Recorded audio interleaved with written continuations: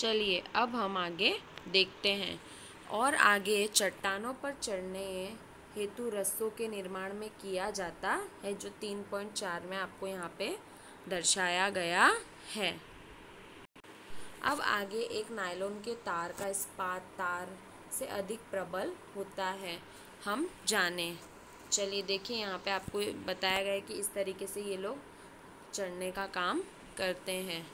चलिए अब यहाँ पे आपको एक क्रियाकलाप बताया गया है।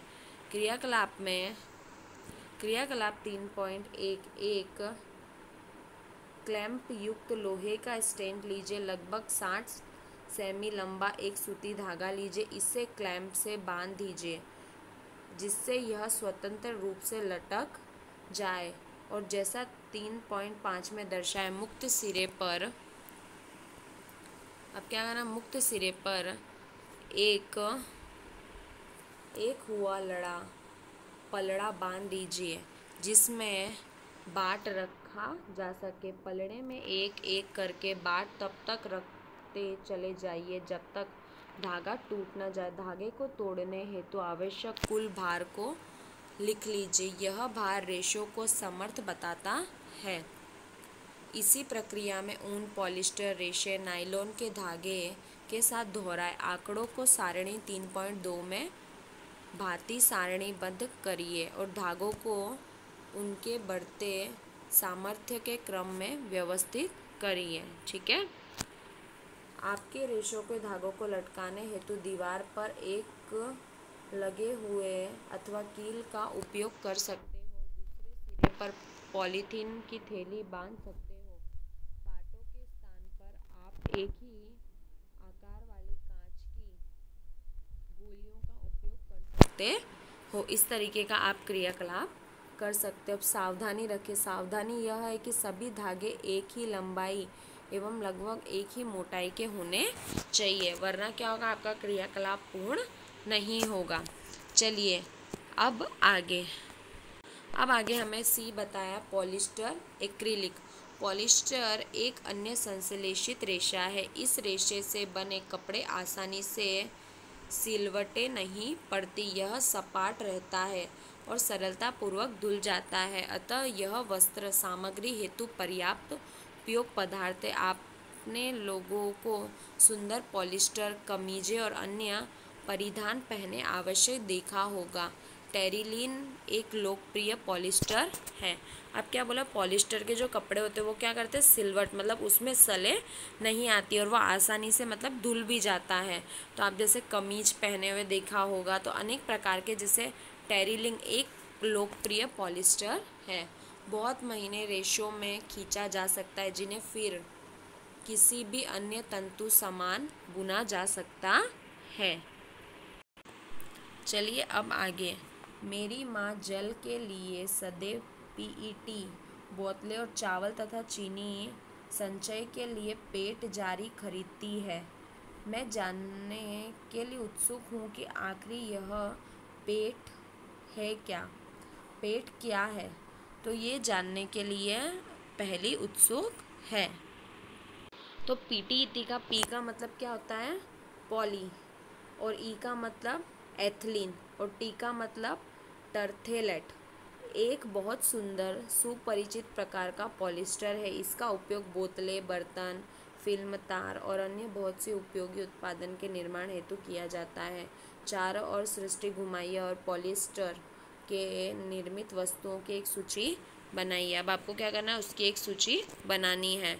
हम सर्दियों में स्वेटर पहनते हैं तथा शॉल अथवा कंबलों का उपयोग करते हैं। इनमें से कुछ बहुत सी प्राकृतिक ऊनी निर्मित नहीं होती, यद्यपि ऊन सुदृढ़ दिखाई देती है। ये अन्य प्रकार के संश्लेषित रेशों से तैयार किए जाते हैं जो एक्रिलिक कहलाता है। प्राकृतिक स्रोत से प्राप्त ऊनी काफ़ी महंगी होती है, जबकि एक्रिलिक से बनी हुई वस्तु अपेक्षाकृत सस्ती होती है।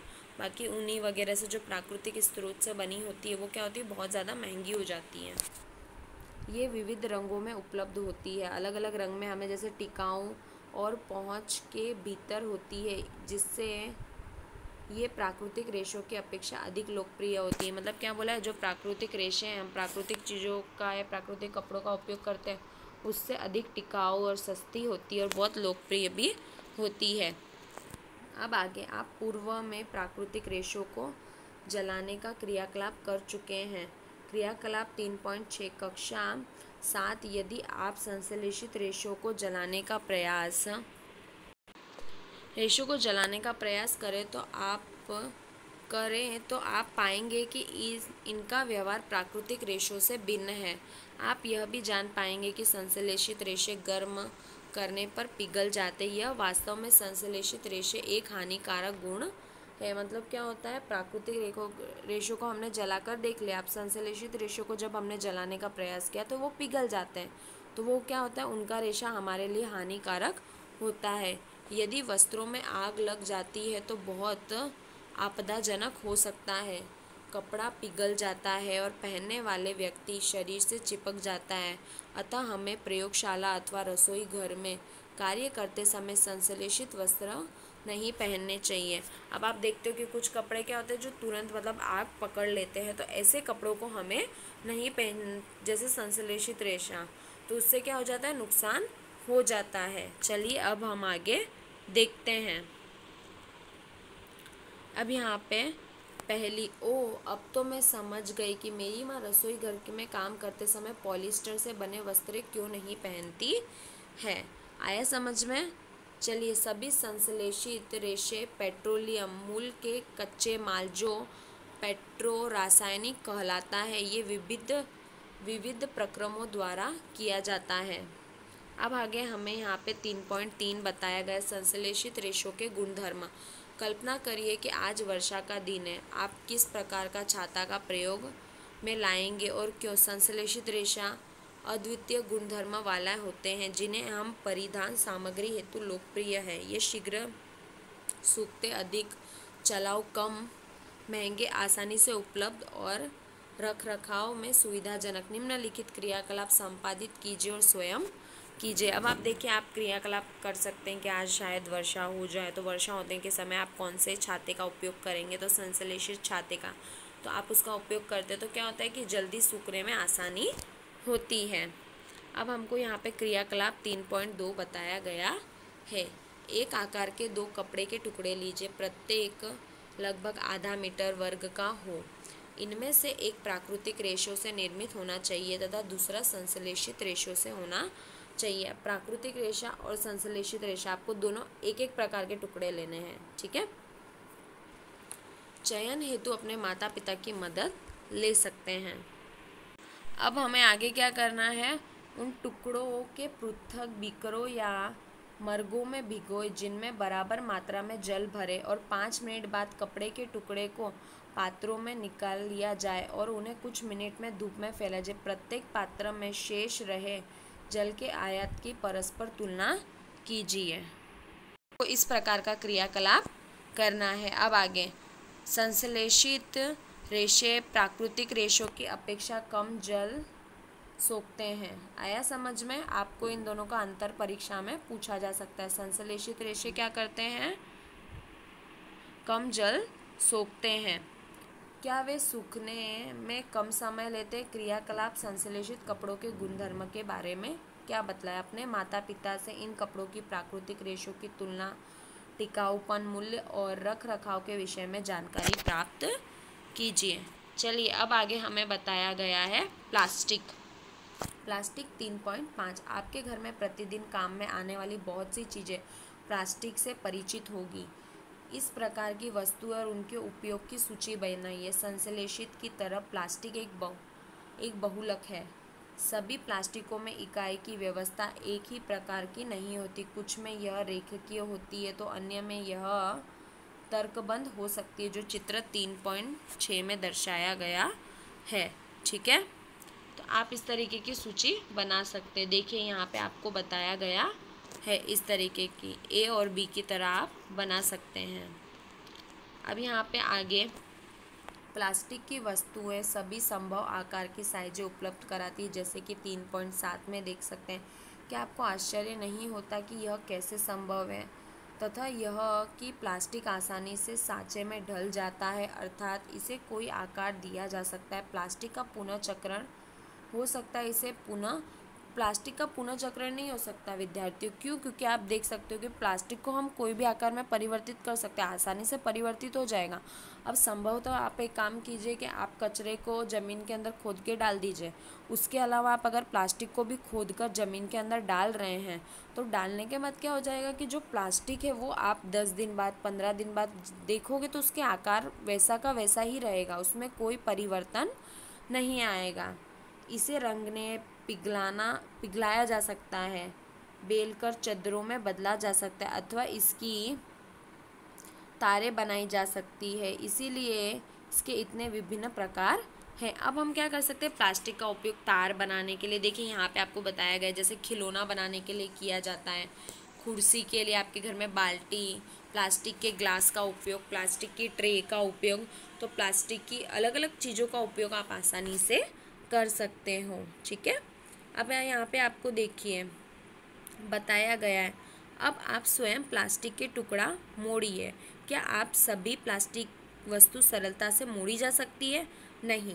क्यों सारी वस्तुओं को हम सरलता से नहीं मोड़ सकते हैं? क्या आपने देखा कि कुछ प्लास्टिक वस्तु सरलता से मोड़ी जा सकती है जबकि कुछ मोड़ने हेतु बल लगाना पड़ता है पर टूट जाती है। अब आप देखिए कि आप आपके घर में जैसे कुर्सी ले लीजिए, उदाहरण के रूप में आप कुर्सी को मोड़ने का प्रयास कीजिए, क्या वो मुड़ेगी?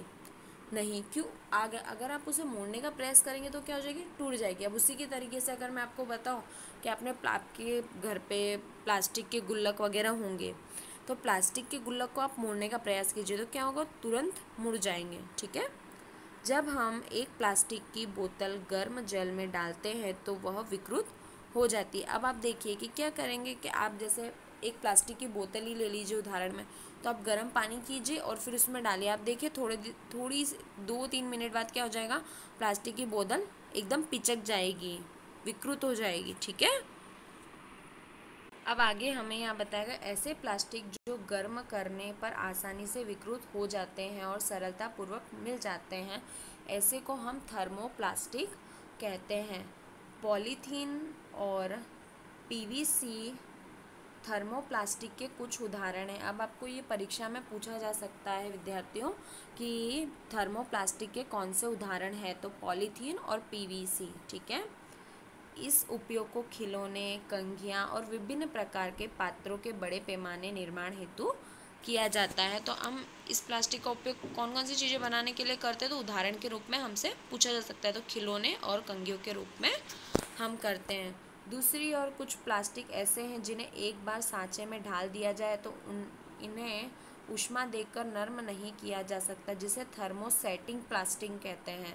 ऐसे प्लास्टिक को क्या कहते हैं? Thermosetting plastic. उदाहरण में बेकेलाइट और मेलामाइन। बेकेलाइट ऊष्मा विद्युत का कुचालक है और यह बिजली के स्विच, विभिन्न बर्तनों के हत्थे आदि बनाने के काम में आता है। और मेलामाइन एक बहु उपयोगी पदार्थ है। यह आग का प्रतिरोधक है तथा अन्य प्लास्टिक की अपेक्षा ऊष्मा को सहने अधिक क्षमता रखता है। यह फर्श की टाइलें, रसोई घर के बर्तन और कपड़े के उपयोग में लिया जा सकता है, जो आग का प्रतिरोधक है, जो चित्र 3.8 के थर्मोप्लास्टिक और थर्मोसेटिंग प्लास्टिक के विभिन्न उपयोग को प्रदर्शित करता है। तो अब आपको यहाँ पे क्या बताया गया, जैसे हमने पहले देखा था कि थर्मोप्लास्टिक, तो थर्मोप्लास्टिक को हम कोई भी आकार दे सकते हैं ना, उसके हमें 2 उदाहरण भी बताए गए थे। तो जैसे हम खिलौने और कंघी का मतलब ये उदाहरण है। अब जैसे देखिए थर्मोसेटिंग प्लास्टिक, तो थर्मोसेटिंग प्लास्टिक को 2 बोला है, तो एक तो बेकेलाइट और दूसरा है मेलामाइन। तो बेकेलाइट का क्या होता है? बेकेलाइट जैसे स्विच बनाने में या हम जैसे कि बर्तन बनाने में हम इस चीज़ों में इनका उपयोग करते हैं। ठीक है। उसी तरीके से मेलामाइन एक बहु उपयोगी पदार्थ है जिसका उपयोग हम किसके लिए करते हैं? ऊष्मा की क्षमता, जैसे प्लास्टिक की अपेक्षा आप देख रहे हो यहाँ पे, तो प्लास्टिक की अपेक्षा ऊष्मा को सहन करने के अधिक, जैसे फर्श, टाइलें, रसोई के बर्तन, कपड़े, इनके लिए इनका उपयोग किया जा सकता है। तो ये दोनों जो अंतर है, ये अंतर आपके परीक्षा में पूछा जा सकता है। ठीक है, आ गया समझ में? कि यहाँ पे कुछ उदाहरण बताए गए हैं। उदाहरण में देखो थर्मोसेटिंग से निर्मित है और थर्मो प्लास्टिक से निर्मित है वस्तुएं हैं, तो ये प्लास्टिक वाली हो गई और ये सेटिंग वाली हो गई, जिनके आकार में हम परिवर्तन नहीं कर सकते हैं। ठीक है।